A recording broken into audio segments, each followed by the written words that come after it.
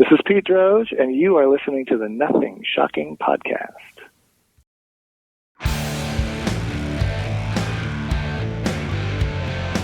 Want to know what's going on in the world of music? Then tune in to the Nothing Shocking Podcast, a non-genre based, all-ages friendly rock and roll program.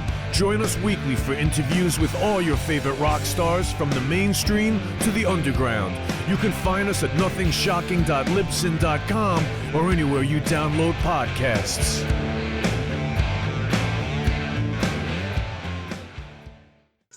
We're putting the band back together. The numbers all go to 11. I'm talking about bands that rock. Led Zeppelin. What about Sabbath? AC/DC. Motorhead. Does that mean it's louder? Isn't it any louder? Well, it's one louder, isn't it? We're not worthy. We're not worthy. Why don't you just make 10 louder and make 10 be the top number and make that a little louder? These go to 11. I get up off the ground and raise my head. Days like this, think I should be dead. One for Satan, two for me. Let's cheat the devil, it's fun, don't you agree? Welcome to the Nothing Shocking Podcast. I'm your co-host, Jeff Untied, and with me in Dog Bowl Studio is Coach Nez. You can find the Nothing Shocking Podcast on Libsyn or any podcatchers, like our Facebook page, or follow us on X at No Shock Pod. You can also find the Nothing Shocking Podcast on Rock Rage Radio every Sunday morning at 7 a.m. Central Time. Our sponsor is Big Strix Vinyl Records and Sports Cards, located in Rock Island, Illinois. New, vintage, and previously owned. You can find it at Big Strix. We would like to thank the Hong Kong Sleepover for allowing us to use their music for our intro and bumper ending. Tonight's guest is Pete Droge, a new album, Fade Away Blue. Yeah, fantastic. Great interview. Let's get to it. All right, good night. Good night.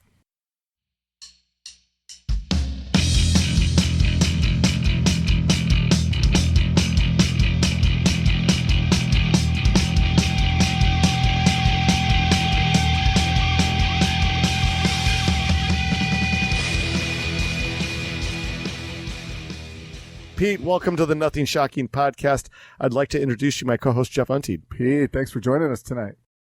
Thank you for having me. Man, we are so excited to have you. Thank you for the correspondence. Thank you for your willingness to participate. So let's get right into this. This past August of 2025, you released your latest solo album, Fade Away Blue. Can you talk a little bit more about this latest creative endeavor? I sure can. Yeah, this is, it's interesting. I kind of was shocked when I saw in black and white that this is my first solo album in 19 years, which is a little weird. Oh, wow. So that's not counting. I did do a soundtrack album for a film that I scored called A Lot Like You. That was in 2011. But the last record that, had my name on the front was Under the Waves in 2006. So this one's been a long time coming, and I think maybe later we can talk a bit about the Droge and Summers blend and other stuff that I've been doing. So it's not like I haven't been doing anything in that time, but this is the first proper solo record. It's a record, sort of a largely autobiographical record. The cornerstone songs, what I've been saying is that the cornerstone songs speak to my experience as an adoptee. Yeah. Mm-hmm. So there's a handful of songs on there that kind of touch upon different aspects of that. There's Song for Barbara Ann and Lonely Mama are both songs that speak to a term that I learned called ambiguous grief that I experienced when I searched for my birth mother only to learn that she had died just months prior. And there's a song, the lead track on the album, You Called Me Kid, addresses the other side of the adoption coin, and there's a love song and a song of gratitude for my parents, Jan and Arnie Droge. I was really blessed to be adopted into a great family, and after my dad passed away, I wrote You Called Me Kid for him and dedicated that song to both my parents. And sadly, my mom passed away just 3 days before You Called Me Kid was released as a single back in June, so that was heartbreaking, but I was able to sing it for her at her bedside in her final days, which was a memory that I'll always cherish. There's a song, Gypsy Rose, that's also kind of part of the adoption story. That's a story song about my birth mother. Her name was Barb, and this kind of tells the tale of her life around the time that she had me. In the late 60s, she went out to the West Coast and was living in Eugene, Oregon. And this is a song that I kind of pieced together the story from what I learned about her from her family and friends. One thing that was kind of cool is I sent that song to her ex-husband, who would have been my stepfather. And he said some really nice things. He basically said that he was really touched and impressed that I, quote, tuned into her spirit, even though I had never known her, apparently. You know, I wrote this song about her and her life, and, you know, it was a little bit tentative and kind of thinking, well, I hope that I kind of capture her spirit, you know. Having not known her, I was, you know, kind of figured, oh, well, I've got poetic license. I'll just kind of write the song the way I want and hope that I create an accurate portrait of her. And it was nice to get confirmation from him that I did, as he said, tune into her spirit. And then the rest of the tunes, they're kind of drop into different phases of my life. So you have a song like Sundown at Francis Nash, kind of finds you in my wild, psychedelic, drug-addled teenage years. The song Fading Fast. We drop into Life in the Road in the 90s. The song Bare Tree speaks to my long-standing relationship with my wife and musical partner Elaine Summers. And so there's kind of this autobiographical thread that runs through the album. And the other songs that round out the album, in addition to the adoption songs, were all sort of chosen so they could live alongside those songs. So, you know, this wasn't going to be the kind of album that could house, you know, a party anthem or something like that. You know, it's, you know, it's a pretty, you know, it's deeply personal. All the songs are, you know, really come from my perspective. And yeah, I can speak a little bit to the making of the album. I've had fatigue issues for the last, actually exactly 10 years. It began in September of 2015. So I wasn't in a position to go into a studio and you know, work long hours like you would if you booked a studio. Right. So I cut my tracks first here at home. I would do my acoustic guitars and my vocals and Elaine's harmonies here in my studio, and eventually partnered up with my co-producer, Paul Bryan. And I would then send my tracks down to him in Los Angeles, where we assembled just an incredible A-list of session players down there that contributed their parts. And I could listen in remotely over a plug-in that you can put in the computer to where I could hear what they were doing in perfect high-resolution audio in almost real time. So what I've been saying is essentially I was like a blind fly on the wall. I could hear everything perfectly. And I could sort of chime in over the phone with my comments, you know, hey, there's kind of a push on the guitar here. It might be nice for the drums to go there. Or, hey, I'm moving to a ninth chord just for a minute here. Maybe the keyboard could follow that. You know, little suggestions like that. And it proved to be a really fruitful collaboration all the way around. It worked out really well. Fantastic. Well, yeah, and listening to the album, it's, you know, after reading, you know, the bio about, you know, the backstory behind it, wow. I mean, it's like you really do pull the listener in, and it's really neat. I think you did a great job with, you know, telling a story and painting a picture. Fading Fast was one of the songs you talked about. That's one of my favorite tracks. The lyric grabbed me when you talked, you know, it kind of had the song, or it kind of had the feel of driving down the highway when I first started listening to it. And then I think the lyric jumps out where you're like, you know, talk about passing the the cornfields or stuff, which is near and dear to our hearts, because that's all we see around us here. Exactly. where we're at. So, but no, what a great song.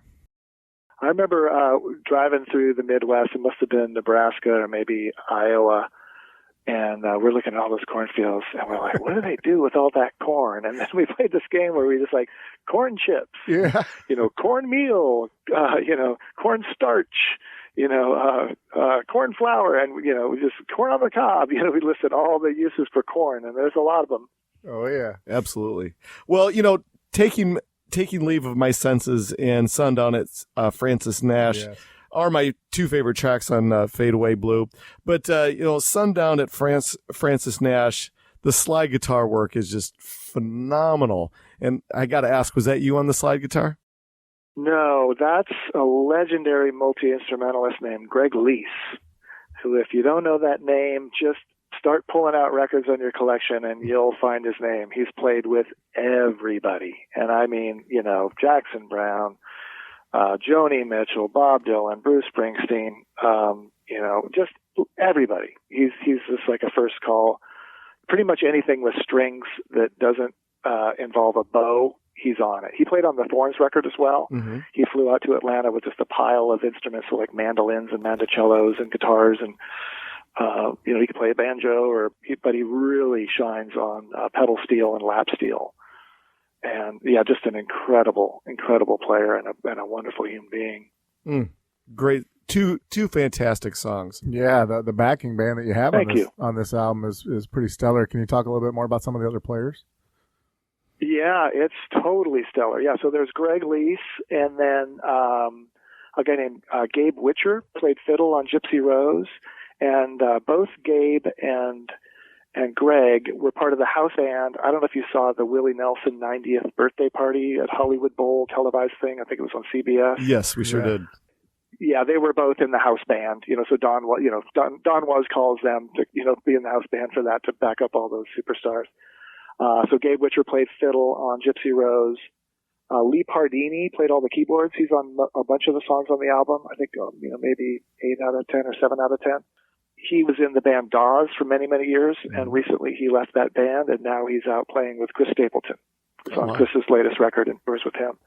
Great keyboard player. When Paul Bryan, my co-producer, first mentioned Lee, he said he's like Benmont Tench, if Benmont Tench could also rip jazz. So Lee is just incredible. And then my fearless co-producer, Paul Bryan, is a great producer, but also, really well known as a bass player. His main gig is playing with Amy Mann. He's been with her for many, many years and has produced all of her records, I think, since 2006. And has also played, Elvis Costello, Alan Toussaint, Lucinda, a great resume there, too. Wow. The drummer is Jay Bellarose. Again, listeners, pull out some records. You'll see his name eventually. He's pretty much T-Bone Burnett's guy for drums for many, many years now. So that Robert Plant, Alison Krauss project, he's the drummer on those records and tours with them. Robert Plant once referred to Jay as his second favorite drummer, and I'm sure that you guys can both guess who the first favorite drummer is. And he's on 1,000 records too, and just a really inventive, amazing player, really unique. Plays oddball old calfskin drums and tunes the drums, unconventionally, and really, really inventive and just super talented. Nova Karina Divanay is a local Seattle person. She came out to my studio and played the accordion on Taking Leave of My Senses. She's an incredible player. Doesn't have the resume that the rest of the players have, but, equally talented. And I just love what she brought to that tune. And then at one point I said to Paul, I said, I'd like to get some electric guitar on the song Fade Away Blue. Who do you think we should call? And he said, well, we could call my friend Rusty Anderson. He lives right here in the neighborhood. And I wasn't familiar with Rusty Anderson. Oh, yeah. I said, well, what's he done? He said, oh, he's played with Paul McCartney for over 20 years. I'm like, okay, I reckon he's probably pretty good. So, Rusty plays that amazingly tasty lead guitar and the slide and a little bit of rhythm on Fade Away Blue. And then, of course, Elaine Summers, my musical partner, who Paul called our secret weapon with her harmonies. And she co-wrote 6 of the 10 tunes and also served as our executive producer. And I don't think I'm leaving anybody out. But, stellar, amazing musicians. It was just such an honor to have them all contribute. Oh, very much so. Yeah, you talked about, obviously, this album being an autobiographical of sorts, but when it comes to your songwriting methods, can you give us an insight to your approach to writing new music? Do you have the same method you have now you had back in your younger day, or has it evolved over time? It has evolved. I am much more. I pay a lot more attention to lyrics now than I did then. In those days, I was kind of shooting from the hip. I was moving fast. There was a lot going on in my life. So when I kind of got a song, like, okay, there's a song. Okay, what's next? Oh, I'm going to the radio station. Oh, I'm going over here. I'm going on tour. Okay, what's next? Oh, I'll write another song. Nowadays, I spend a lot more time going back and revisiting the lyrics and refining and doing multiple drafts of the lyrics. And if I could have a time machine, I might go back to my earlier self and say, Pete, that song kind of sounds like a first draft on the lyrical front. You might want to take another look at those and see if you can punch them up. So that's one thing that's very different. But aside from that, it hasn't changed all that much. I just, I play guitar all the time, and every now and then a phrase or a little riff or a chord sequence will sort of pop out, and it'll sort of tickle something in me, and I'll go, oh, that kind of makes me feel a little something, a little emotional sort of rise up, and I'll kind of pursue that, chase it down, and my method involves a lot of improvisation. So I'll just roll my recorder, and these days it's on my phone, and I improvise. I'll just start making up whatever melodies and gibberish lyrics, and every now and then, some words will kind of find their way into that gibberish, and then sometimes I'll go back and I'll just listen to all that stuff. It's kind of fun to do an improvisation, late at night, and then wake up the next day and take a walk, put on my earphones and kind of listen through and go, ooh, that's a good little bit there. And sometimes I'll even go through and kind of transcribe all of it on paper. And I'll make notes, at 4 minutes on this sketch, there's a nice melody and a couple words that sound good. And I start piecing it together like that.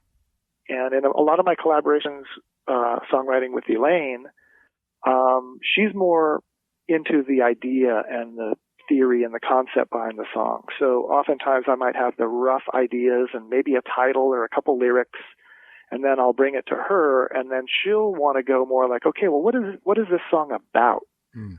And then we may have a little bit of a conversation and circle around that, and then, that's when the real work begins, and we roll up our sleeves and start chunking away at getting lyrics, and it's it comes out a lot of different ways. Sometimes, like with the song Fade Away Blue, I knew I wanted it to end with blue, but I didn't know what, something blue.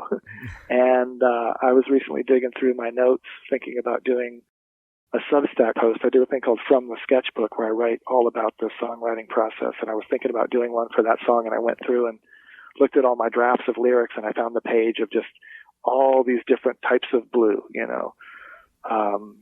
I just wrote down a list. There must be, 15 or 20 different options, and eventually, struck upon the idea of Fade Away Blue, and that, that fit the vocal phrasing really nicely. I would say about the songwriting process, I spend an inordinate amount of time on shaping the melody and finding the words that phrase the best.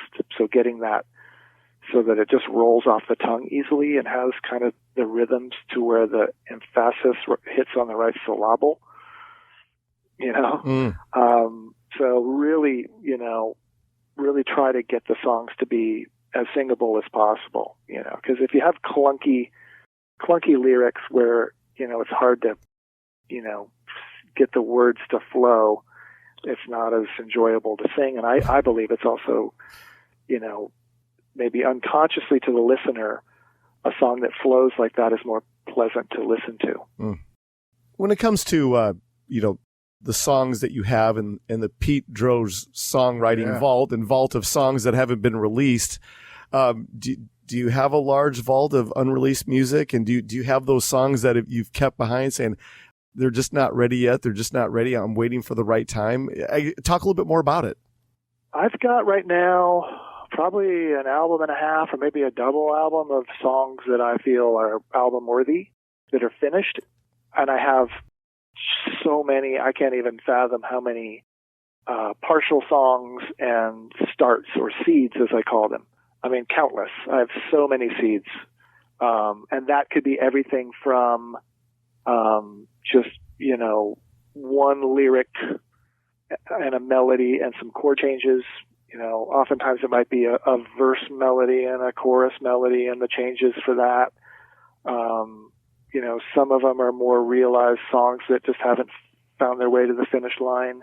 But yeah, there's just a ton of those, and just, a million, just fragments. I can't even conceive. It actually might be kind of fun and interesting to go tally them all up at some point. I do a thing sometimes on my phone where I'll just go ving, ving, ving, and just sort of scroll like 9 times down the list, and then just put my finger and wait for the thing to end. I call it voice memo roulette. And then, whatever shows up, I just kind of listen to it like, oh, what's that? And sometimes it's like, I have no recollection of coming up with that idea.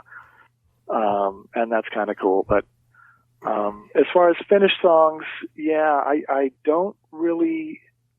I have to feel pretty strongly about something to get to the finish line. So there aren't a ton of those laying around. There might be 20 that would be ready to record. Fantastic. I mean, I know in the modern music area, we've moved away from, the bigger labels and stuff like that. But I believe it was your first 3 records were on Rick Rubin's American Recordings. Can you take us back to that time frame and just, working with that label? Yeah. So, Brendan O'Brien, who's the amazingly successful, talented, producer, had just acquired, signing power at American. This would have been in 93. Mm-hmm. And I was introduced to Brendan through my friendship with Mike McCready from Pearl Jam. Mike had financed a demo for me. After Pearl Jam went off and became wildly successful, he paid for me to go in the studio and make my demo, and passed it on to his manager, Kelly Curtis, who then started managing me. We shopped it around, got some label interest, and among those labels that were interested was American and Brendan. And ultimately, I ended up signing with Brendan, and then he produced 3 records for me, 2 on American. My first 2 albums were on American, and then Brendan left his deal from American and started his own record company under the Epic umbrella at Sony. The label is called 57 Records, and he bought me out of my deal from Rick Rubin, and then I made that 3rd record over there. And it was just, it was a dream. I mean, in those days, that was the path. There really was no other way. Other than, getting with the label. So, I fantasized about that for a long time. And when it came to fruition, it was just awesome. To be able to work with a producer of that caliber who was just so talented and could make it sound like a record. And we were in a beautiful studio in Atlanta that's sadly no longer there, called Southern Tracks. It would have every piece of gear you'd ever want to drool over, and great players on that record and all the records. But I was a kid in a candy store. It was just, and I learned so much. There was just all these lessons that I soaked up during that time. Working with a producer like Brendan. Simple things like comping. When we were making our demos around Seattle in these little studios, like we didn't have the time or the budget to record a vocal 5 times and then piece together the best bits. I didn't even know that happened. I remember I was doing the solo for 4th of July. I was playing the solo and I kept screwing up, and I was like, I got all frustrated after, 4 or 5 takes, and went, okay, and Brendan was like, okay, you're done, we're cool. And I was like, I went and pouted up in the lounge upstairs, and I don't know, about 10 minutes later he came up, he goes, come on down, I got something for you to see, something for you to hear, with a little smirk on his face. And he's such a great guitar player, I just assumed that he, replaced the guitar, And I was like, oh, fuck, he replaced my guitar. And I went down, he sat me in the mix position between the speakers and hit play, and there was my solo, all comped together. He took the good pieces from those few takes, and it even split off into a harmony at the end. I was like, oh, my God. And he's like, Pete, everybody does it. This is how we make records. I was like, wow, okay, this is a whole other ballgame. Awesome. Yeah, so there are a lot of lessons like that, and on each record that I made with him, I was ready to kind of learn more and more stuff, At a certain point, I was like, hey, what's that compressor doing? And what's the deal with the attack and release times on that? And what kind of echo does this and what kind of echo does that? Just kind of really picking up a lot of tips and tricks. It was really, really amazing. And I couldn't be more passionate about record making. So it was just a dream. Fantastic. Well, back at that time, we recently interviewed Peter Stroud, and he was part of the Pete Droge and the Sinners for Off Find a Door. Yeah. He was highly praised of his time and working with you. Do you have a story of working with Peter? Oh, my God. Peter's the best. I have to listen to that. That's great. Yeah, incredible. In fact, I just today, they posted a video from a TV appearance in Holland. There's a show called 2 Meters Sessions. It's a great show. Everybody's been on it. And it's like, a TV thing that's filmed in a recording studio. So it sounds great. And that was the first tour that I did with Stroud. And so he came on at, I don't know if he told the story or not, but he came on at short notice. Yeah. We never even had a chance to rehearse. and he just stepped up to the plate and just hit it out of the park. And that gig that we did on that TV show was maybe after our first or maybe our second gig on that tour. And I was watching that today and just going, man, my memory is right. He just killed it right from the beginning. Yeah, I mean, what can I say? He's just tasty. He taught me a lot about voicings. You know, like he's really good. Like I can play kind of cowboy chords down at the bottom of the neck, and then he finds the voicing kind of up the neck that dovetails with it and doesn't, you know, get cluttered. You know, like a Mike Campbell, he's great at coming up with parts that are hooks unto themselves. His technique is just like unstoppable. You know, I've worked with him in the studio a ton, and, you know, whatever you throw at him, you can't stump him. You know, it's like, you know, hey, can you kind of reach up to this note? And then suddenly his pinky is just defying the odds and finding that note and putting it in there, you know. And, you know, a sweetheart, a wonderful human, a great road companion. We used to call him the Goodwill Ambassador because, you know, if somebody came knocking on the dressing room door, Peter Stroud was there to welcome them in and offer them a drink, and that Southern hospitality was in full force. Just amazing, and I'm really, really happy for his success and with Cheryl and everybody else, and you know, lucky that we've continued to collaborate. You know, he's on the Droge and Summers Blend project. He would have been on the new album if we could have arranged for him to be in LA at the right time, but we had to settle for Rusty Anderson. So there you go.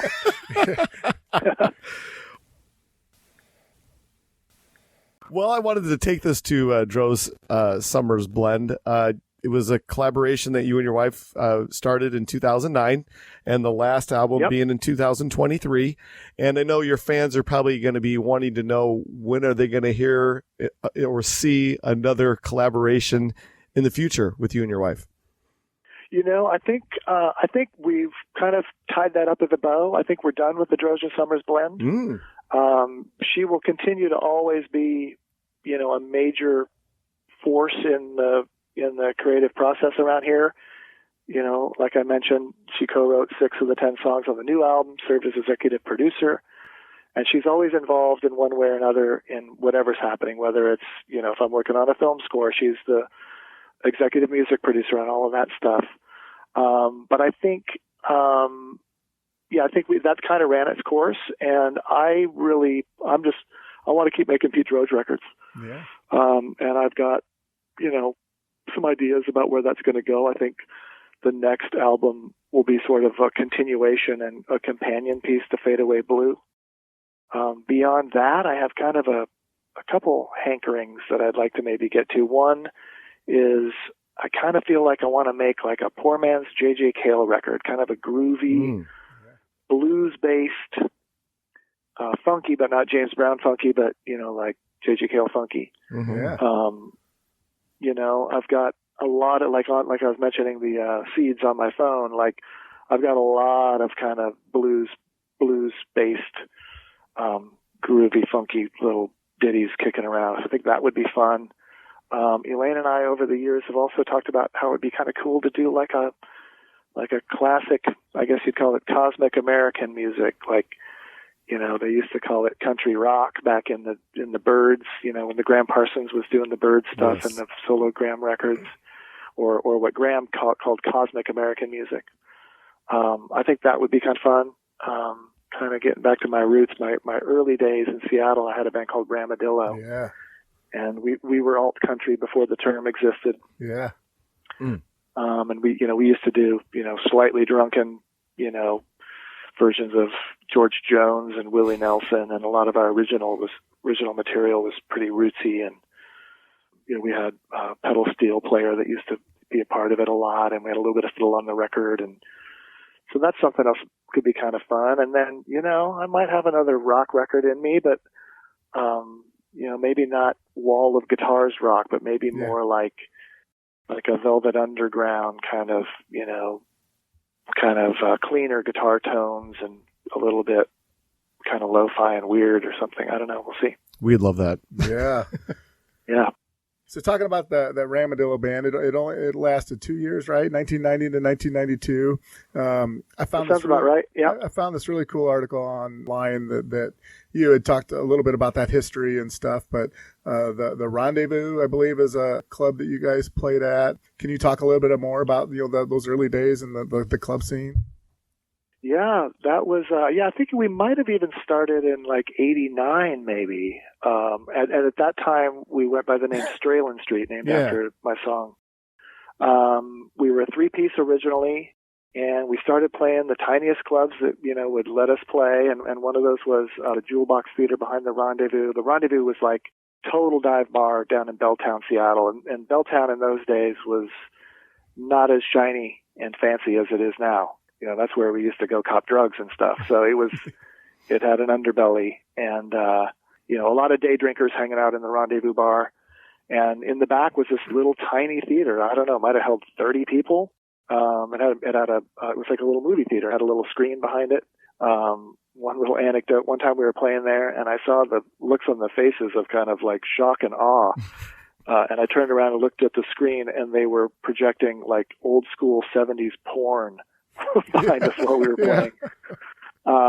So we played the Rendezvous a bunch. We played a place called the Ditto, and then we kind of worked our way up the club food chain in Seattle, and we got to the point where we could draw, and we were playing the Central Tavern, which was the cool place to play, and the Backstage in Ballard, which was a great room, the Off Ramp, Rock Candy. Like, we played all the good clubs. The Crocodile, in fact, we headlined the Crocodile, which is now, a legendary club that's been around forever. We headlined the very first Saturday night at the Crocodile back in whatever that would have been, 91 or 92.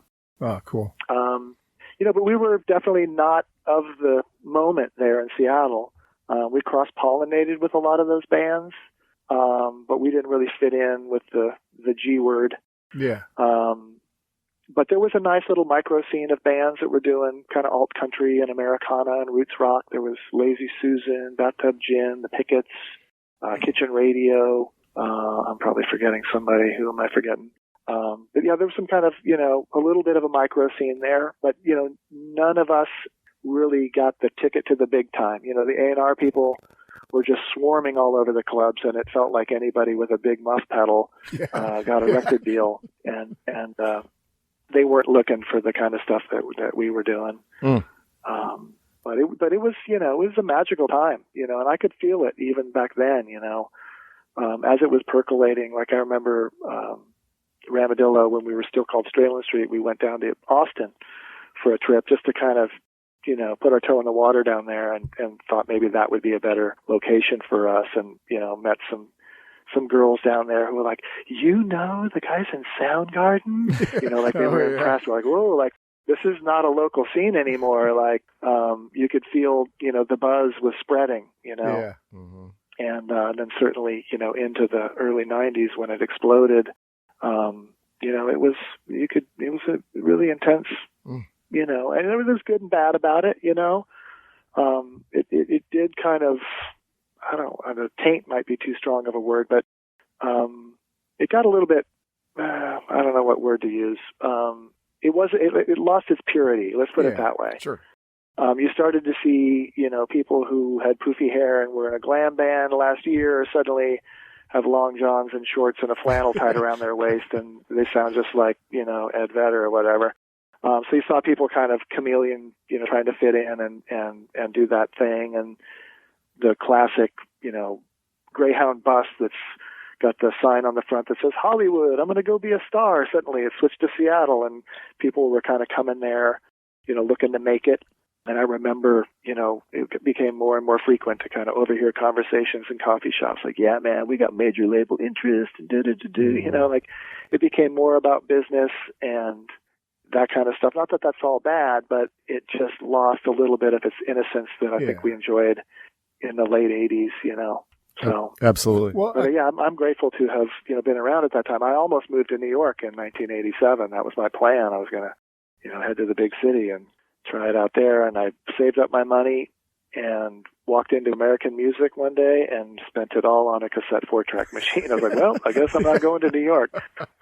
And that proved to be a pretty good thing because, Seattle ended up being the place to be. It did, yeah. Well, I did see you talking about some of those bands you mentioned that you played with there in your early days.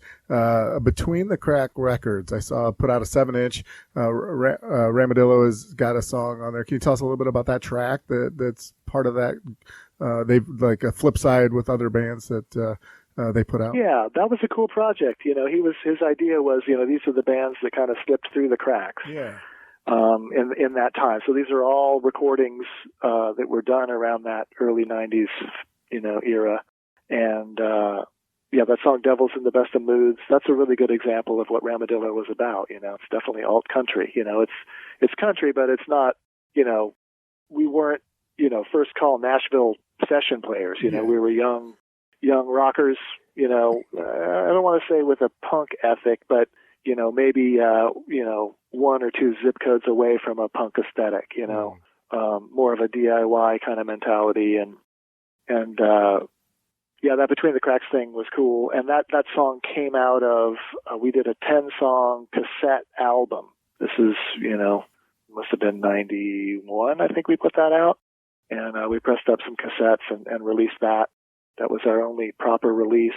And that was one of the tunes that we pulled that from. Talk a little bit more about the Thorns, your work with Matthew Sweet and Sean Mullins. You've worked with some big players, and those are some big ones themselves. Talk about, I guess, maybe how did that mold you a little bit more as the songwriter that you became working with those guys? It was amazing. The first thing I'll say is from the first time we sang together, we knew we had something special. The way that Sean's deep voice, dovetailed, with Matthew's kind of high reedy voice, and then I kind of slotted right in the middle. We knew we had a blend that was special right from the beginning. We made these demos that I hope someday see the light of day that are pretty cool. They're really stripped back. Oftentimes it would be just, whoever brought the song in would play the acoustic guitar, and then we would just, the three of us, gather around an omnidirectional microphone and just cut it live. And so all the songs were written as the harmonies were being arranged. So the songs are tailored for the 3-part harmony. Where sometimes you can write a song and then later when you try to put harmonies on, you go, oh, wait, it's hard to find a harmony because the melody's going outside the chord and it sounds, sour. But this way, we wrote the songs while we were, working on our harmonies. And so they're really tailored for that. And those demos, they found their way up the food chain. Originally, we signed with Aware Records, which is a subsidiary of Columbia. And then as the demos worked their way up the food chain, it became a bigger deal and a higher priority than any of us expected. And, we spent a lot of 2002 writing and then recording the album. And again, Brendan O'Brien produced. And again, it's at Southern Track Studio, the studio I mentioned before. And then around the corner into 2003, we did a bunch of touring, and it was really, really cool to just, be in a room with people who are that great, I feel like I'm repeating myself. I said this in an interview earlier today, but it's like, to be in a room and then, they open their mouth and that sound comes out. It's like, wow, that sounds just like Matthew Sweet record. That sound comes out of his face. Look at that, And wow, that's Sean Mullins right there singing, and it sounds just like Sean Mullins.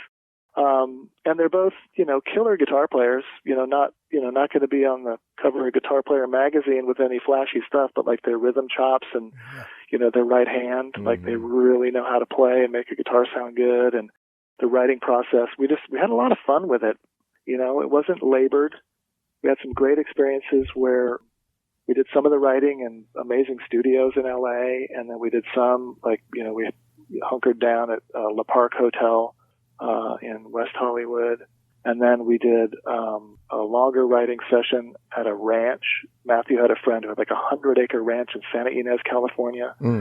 And we'd sit out on the porch and write these songs and record these demos. And we toured our butts off for the better part of 2003. So really, it was the better part of 2 years that we did that. And, it definitely was, a highlight. And then there were, just great opportunities being on a major label like that, where when, we went to LA to kind of a little bit of an experiment with Brendan O'Brien. He was kind of checking us out to see if he wanted to do the record, and we recorded a couple songs acoustic at a legendary studio called the Sound Factory.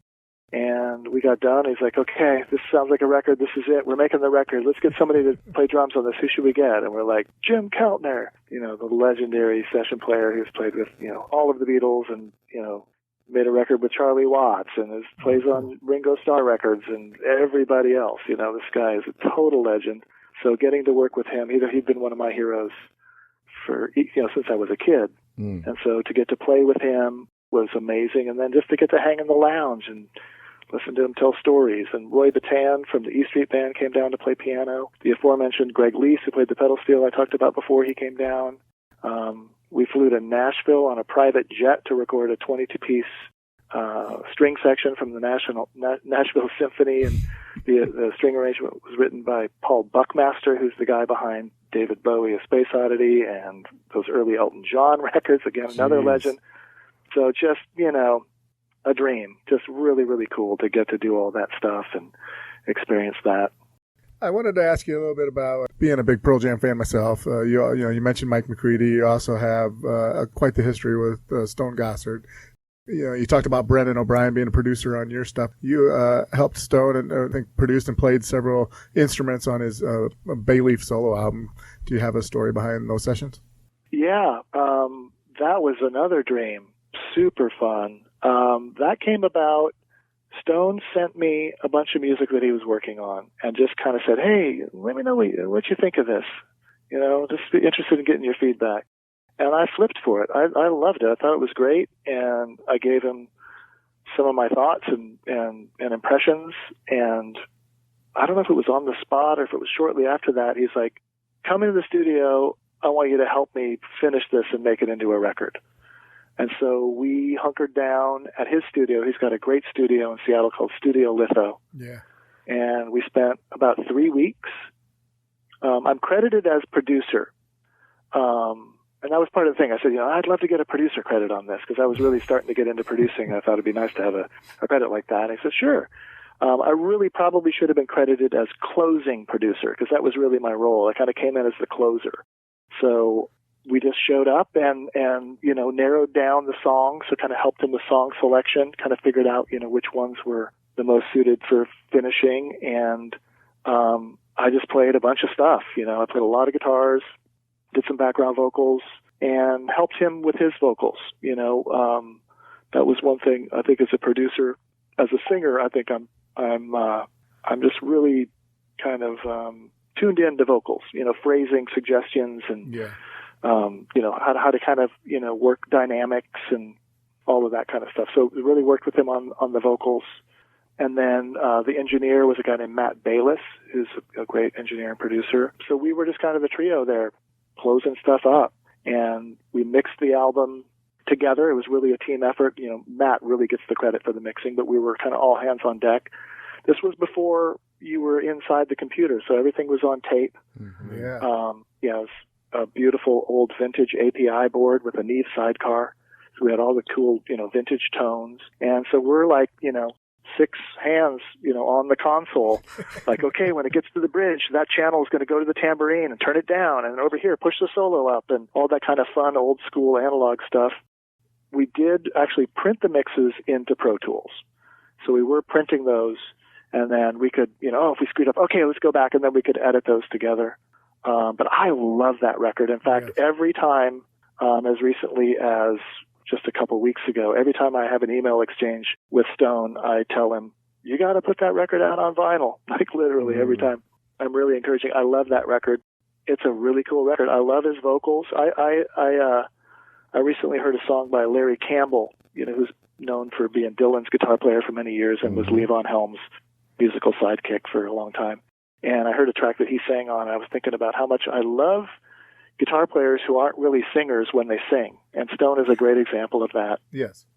I just dig his vocals a lot. And then worked on his other solo record, Moonlander, as well. That's a cool record too. That one got a vinyl release, so I'm not nagging him about that. But yeah, I learned a lot from working with Stone. He's a force, man. He's deep musical soul, and he knows nothing about theory. Like, he can't tell you what notes he's playing, and that kind of brings him into it at times with sort of unconventional voicings that are part of his gift. His sense of rhythm and pocket and feel, just nobody's better. And that, that was interesting to hear how he brought his sense of time and rhythm and feel into his vocals. Yeah. He kind of taught me to experiment with where you phrase it, so maybe maybe you wait an eighth note and see what happens if you start it a little bit later, kind of toying with the rhythm of the melodies in that way. He works really instinctively and fast in the studio. Never would you find him just like endlessly laboring over anything. So like when I was doing my overdubs, it's like I kind of had to have my act together, because if it wasn't happening pretty quick, it's like, all right, let's move on. So you kind of felt that, a positive version of pressure to kind of like make something happen, so you don't get bogged down in just minutia and stupid detail-oriented stuff, which I certainly can fall prey to that when it comes to record making. We got one last question for you. You just played a show this past weekend. You got some shows coming up here in October, but as far as 2026 goes, are you going on tour to support Fade Away Blue, or what's going on for you as far as live shows go in the new year? The new year, all that I have firmed up at this point that I can talk about is the 30A Songwriters Festival in Florida in January. So that's the 16th through the 19th. That's a really cool festival if you're not familiar with it. They've had just amazing singer-songwriters over the years, and this year is no exception. Some of my favorite songwriters, Mary Gauthier, David Lowery from Cracker, James McMurtry, To the Wet Sprocket's going to be there this year. Mavis Staples is one of the headliners, and just a bunch. I think there's over 120 performers. So I'm excited to be a part of that. And then beyond that, nothing's firmed up yet, so it remains to be seen. But I'm excited to play live. We had a wonderful time playing these handful of shows out east. Just got home a couple days ago. Yeah, I'm really enjoying it. So that's what I want to be doing. Fantastic. Well, we're out of our allotted time of the evening. Is there anything that we left off tonight that you would like to plug or promote? Well, we've got the Necktie Second, my debut album. We're doing a double vinyl deluxe reissue of that album, and I will have the official announcement very, very soon. But I can spill the beans here. Pre-orders will begin on my Bandcamp page on the 3rd of October. I don't know when this is going to air, but 3rd of October we'll get the pre-orders going, and then the street date will be sometime after that.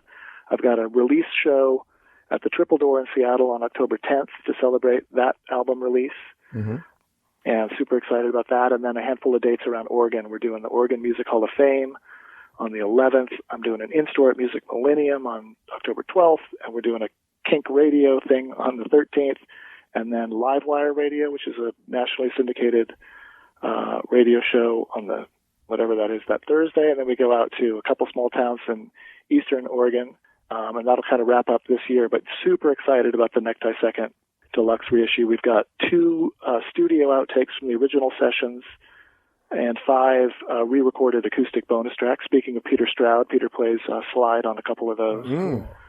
And so, real excited about that. We're going to do a limited number of opaque sky blue vinyl that'll be available only for a minute on the Bandcamp page, and then the rest of them are going to be on clear vinyl. The packaging looks amazing, and the mastering and the lacquer cutting was done by a legendary guy named Chris Bellman at Bernie Grunman's studio. The record sounds delicious.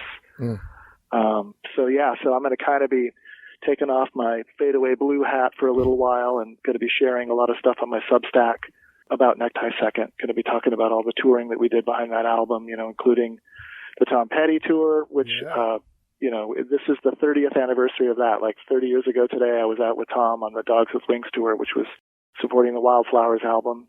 And so I'll be kind of, recalling a lot of the memories from that whole time, which, it was like, glory days. That was a really exciting, fun time in my life. And, so that's what's coming up. Sounds like we need you for a part 2. Yeah, man, anytime. Fantastic. Well, this is how things are going to work out. Jeff will have this thing edited for us, and then once he gets it all cleaned up, we'll send it to your publicist. I can send it to you as well. And please share it wherever you possibly can on your socials, and we'll do the same thing. We appreciate your time. Yeah, this has been fun. You got it. Take care, you guys. Thank you. Thank you. Have a good night. Bye. Bye-bye. Bye.